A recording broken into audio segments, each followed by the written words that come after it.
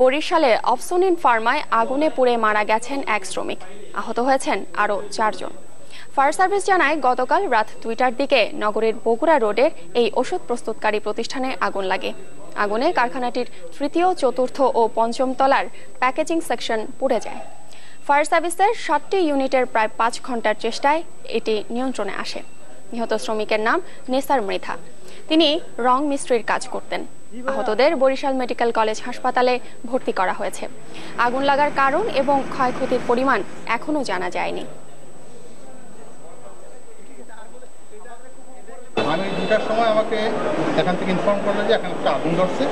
তারপর আমি এসে ফায়ার সার্ভিসকে খবর দিচ্ছি। ক্ষয়ক্ষতির পরিমাণ এখনো বলা সম্ভব নয়, তদন্ত সাপেক্ষ ওটা বলা সম্ভব। সূত্রটা কী হবে? সূত্রটা হয়তো বিদ্যুৎ থেকে এটা হতে পারে। 4-5 জন অসুস্থ বলে আমরা শুনেছি, আর একজন শ্রমিক ভিতরে ছিল যে ঘুমিয়েছিল, সে ধোঁয়ার মধ্যে বেরোতে যে মাথায় আঘাত পেয়ে নিহত হয়েছে বলে ফায়ার সার্ভিস জানিয়েছে। এদিকে বরিশালের গৌরনদী উপজেলার টর্কি বন্দরে আগুনে পুড়ে গেছে ব্যবসা প্রতিষ্ঠান ও বসতঘর। আহত হয়েছেন অন্তত 7 জন। ফায়ার সার্ভিস জানায় গত রাত 3টার দিকে টর্কি বন্দরের রায়পট্টির একটি দোকান থেকে আগুনের সূত্রপাত হয়। মুহূর্তেই তা আশেপাশে ছড়িয়ে পড়ে, পুড়ে যায় প্রায় 20টি ব্যবসা প্রতিষ্ঠান ও বসতঘর। খবর পেয়ে গৌরনদী ও মাদারীপুর ফায়ার সার্ভিসের 3টি ইউনিট ঘটনাস্থলে গিয়ে প্রায় 3 ঘন্টার চেষ্টায় আগুন নিয়ন্ত্রণে আনে। আগুন নেভাতে গিয়ে আহত হয়েছেন অন্তত 7 জন।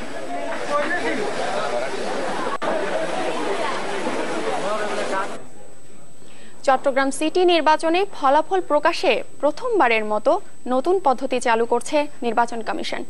রেজাল্ট ম্যানেজমেন্ট সিস্টেম বা RMS নামের এই পদ্ধতির মাধ্যমে গণনা শেষে কেন্দ্র থেকেই অনলাইনে ফলাফল যাবে রিটার্নিং কর্মকর্তার কার্যালয়ে। তাতে ফল মিলবে দ্রুত। এই সিদ্ধান্তকে স্বাগত জানিয়ে প্রার্থী ও পর্যবেক্ষকরা বলছেন, এটি বাস্তবায়িত হলে ফল ঘোষণা নিয়ে পুরনো বিতর্ক এড়ানো সম্ভব হবে। মনোনয়নপত্র দাখিল শেষ, প্রতীক বরাদ্দের পরপরই শুরু হবে সিটি নির্বাচনের আনুষ্ঠানিক ভোটের লড়াই। নির্বাচনে প্রতিবারই সবার কৌতূহল থাকে ফলাফল ঘোষণা ঘিরে, বিশেষত ফল ঘোষণায় ধীরগতি সহ নানা বিষয় নিয়ে সহিংসতার উদাহরণও আছে অতীতে। তাই এবার ফলাফল প্রকাশের ক্ষেত্রে স্বচ্ছতার বিষয়টিকে সর্বোচ্চ গুরুত্ব দিচ্ছে কমিশন। এজন্য গণনার পর ভোট কেন্দ্র থেকে অনলাইনে ফলাফল যাবে রিটার্নিং অফিসারের কার্যালয়ে। ব্যালট বাক্স ভেঙে ফেলা, এই ধরনের নানান বিষয় আসতো, কিন্তু এখন যেটা আর করা সম্ভব হবে না, করলেও কোনো লাভ হবে না। কারণ রেজাল্ট যখনই কেন্দ্রে ঘোষণা করবে তখনই রিটার্নিং অফিসারের কাছে উইদিন 10 মিনিটস রিটার্নিং অফিসারের কাছে রেজাল্টটা চলে আসছে। ফলাফল প্রকাশের নতুন এই পদ্ধতিকে স্বাগত জানিয়েছেন প্রার্থীরা। নেটের মাধ্যমে যদি খুব দ্রুত রেজাল্টটা যদি আমরা পেয়ে যাই, তাহলে এই ভীতিটা আশা করি প্রার্থীদের কাছে কাজ করবে। ইন্টারনেটের মাধ্যমে যদি দিয়ে দিতে পারে, এরা যদি এটা করতে পারে, সেটা সুষ্ঠু নির্বাচনের জন্য একটা ভালো পদক্ষেপ বলে আমি মনে করি। এদিকে এই পদ্ধতিকে স্বাগত জানালেও এর সুফল নিশ্চিত করতে ভোট গণনার সময় কেন্দ্রে সব প্রার্থীর এজেন্টদের উপস্থিতির উপর জোর দিয়েছেন পর্যবেক্ষকরা। প্রত্যেকটি প্রতিদ্বন্দ্বী প্রার্থীর প্রতিনিধির উপস্থিতি নিশ্চিত করতে হবে। কাউকে বেরিয়ে যেতেও দেওয়া হবে না, বার করতে দেওয়ার প্রশ্নই উঠে না। সুতরাং প্রতিনিধিকেও ওই দায়িত্ব পালন করতে হবে যে গণনা শেষ না হওয়া পর্যন্ত প্রিজাইডিং অফিসার এর অধীনে তিনি উপস্থিত থাকতে বাধ্য। এছাড়া এই নির্বাচনে প্রথমবারের মতো ভোট কেন্দ্র সম্পর্কে ভোটারদের মোবাইলে SMS এর মাধ্যমে তথ্য পাঠানোর উদ্যোগ নিয়েছে কমিশন। এবার বন্দরনগরীতে 41টি ওয়ার্ডে ভোট কেন্দ্র থাকছে 719টি। জামশেদুল করিম, চ্যানেল 24, চট্টগ্রাম। শান্তিপূর্ণ এবং উৎসব মুখর পরিবেশে গতকাল চট্টগ্রাম সিটিতে মনোনয়নপত্র জমা দিয়েছেন প্রার্থীরা। আওয়ামী লীগ সমর্থিত আজম ও নাসির উদ্দিন, 20 দল সমর্থিত মঞ্জুর আলম এবং জাতীয় পার্টি সমর্থিত সোলায়মান আলম শেঠ সহ মোট 13 জন মেয়র পদে মনোনয়নপত্র জমা দিয়েছেন। আর কাউন্সিলরের 55টি পদের বিপরীতে মনোনয়নপত্র জমা দিয়েছেন 359 জন। রোববার দিনভরই এমন সরগরম ছিল চট্টগ্রাম জেলা নির্বাচন কার্যালয় এলাকা। সকাল 9টার দিকে বিএনপির সিনিয়র নেতাদের সাথে নিয়ে প্রথমে মনোনয়নপত্র জমা দিতে আসেন 20 দল সমর্থিত মেয়র প্রার্থী এম মঞ্জুর আলম। এ সময় নির্বাচনী মাঠে সমান সুযোগ তৈরির দাবি জানান তারা।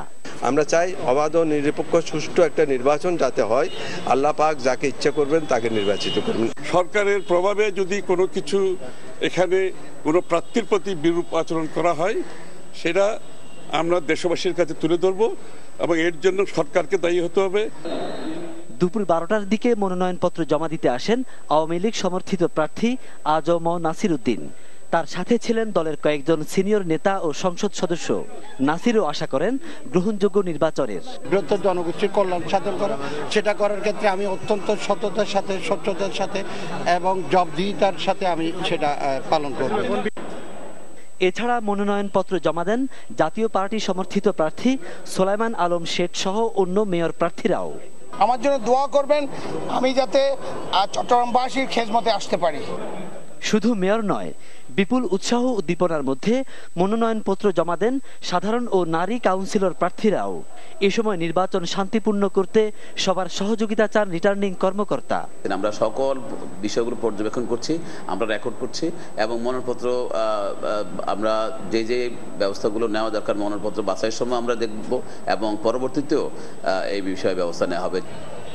যাচাই বাছাই আর প্রত্যাহারের পরে চূড়ান্তভাবে বলা যাবে কারা এই নির্বাচনে প্রতিদ্বন্দ্বিতা করছেন। তবে মনোনয়নপত্র দাখিলে নির্বাচনী যে আমেজ তৈরি হয়েছে শেষ পর্যন্ত এই আমেজ অটুট থাকবে এমনটাই প্রত্যাশা সবার। ফখরুল ইসলাম, চ্যানেল 24, চট্টগ্রাম। অবরোধ কর্মসূচির মধ্যে চলছে 20 দলীয় জোটের ডাকা 48 ঘন্টার হরতালের প্রথম দিন। ভোর 6টা থেকে শুরু হওয়া এই হরতাল কর্মসূচি চলবে বুধবার ভোর 6টা পর্যন্ত। তবে সিটি কর্পোরেশন নির্বাচনের কারণে ঢাকা ও চট্টগ্রামকে রাখা হয়েছে হরতালের আওতামুক্ত। হরতালের প্রথম দিন এখন পর্যন্ত কোনো ধরনের অপ্রীতিকর ঘটনার খবর পাওয়া যায়নি। যে কোনো ধরনের অনাকাঙ্ক্ষিত ঘটনা এড়াতে রাজধানী সহ দেশের সব জেলায় নিরাপত্তায় রয়েছে র্যাব, বিজিবি ও আনসার সদস্যরা।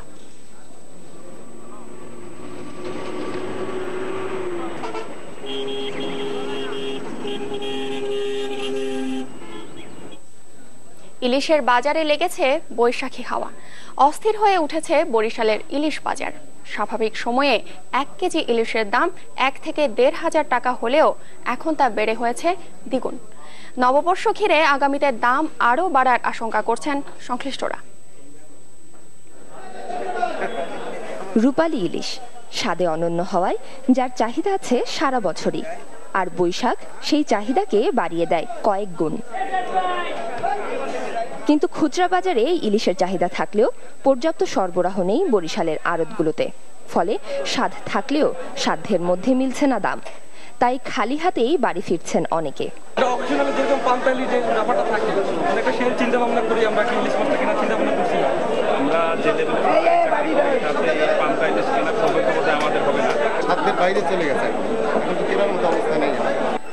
আড়তদাররা বলছেন বরিশালের 3টি অভয়াশ্রমে ইলিশ ধরায় চলছে নিষেধাজ্ঞা, তাই আড়তেও টান পড়েছে মজুদে। ফলে দাম বাড়ার আশঙ্কা করছেন তারাও।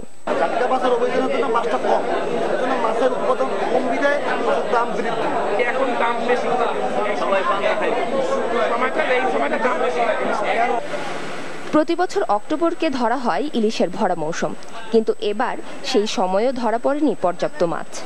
এছাড়াও গত বছরে 1 কেজি ওজনের যে ইলিশ বিক্রি হয় 1 থেকে 1,500 টাকায়, সেই মাছের দাম এবার 2,000 টাকারও বেশি। বর্তমানে 2,000 মন মাছ এই মার্কেটে চাহিদা আছে, কিন্তু সেখানে মাত্র 50 মন মাছ এখানে আমদানি হয়েছে। হ্যাঁ, কিন্তু এই জন্য দ্রব্যমূল্য অনেক ঊর্ধ্বগতি, যেটা সাধারণ জনসাধারণের নাগালের বাইরে। তবে আগস্টের পর থেকেই ইলিশের বাজার স্বাভাবিক হবে বলে জানিয়েছে মৎস্য বিভাগ। এইখানে 2 মাস ইলিশ ধরা বন্ধ রয়েছে, সেই কারণে ইলিশের সরবরাহ কিছুটা কম। পাশাপাশি যদিও পাওয়া যাচ্ছে, একেবারে যে নেই তা নয়, তবে সামনে পয়লা বৈশাখ আসছে, এই কারণে সবারই একটা আগ্রহ রয়েছে। ইলিশের বড় আড়তগুলো রয়েছে বরিশালে পোর্ট রোড, ভোলা, পটুয়াখালীর মহিপুর ও বরগুনার পাথরঘাটায়। Desk report, channel 24।